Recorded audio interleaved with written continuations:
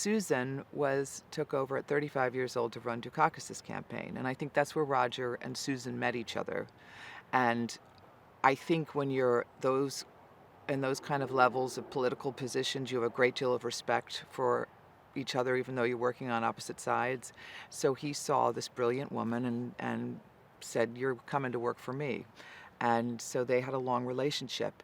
And also, Susan got very, very ill for a while, and Roger Ailes took care of her, kept paying her, and made sure that, the doctors were working on her, were like, "Oh, it's going to take a while." And Roger Ailes was the one who called every day and said, "No, you're going to do better than take a while." And, so she felt a real debt of gratitude towards him.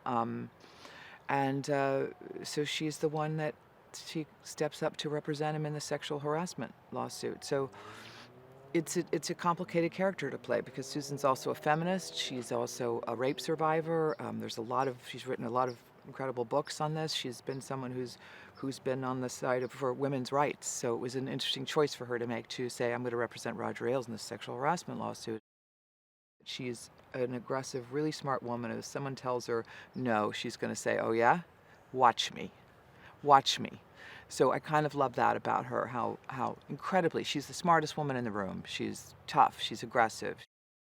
I talk to a lot of people that I know in Washington through my West Wing days. I have a lot of connections, political connections, and I would call people and ask them their impressions of her and got advice. And it was kind of interesting just researching her, and like a little detective finding out things. And I, of course, was looking for things that were going to help me make choices. Not so much her voice was, I had to work on that, but to think of her inner life. And that was she's a fascinating woman.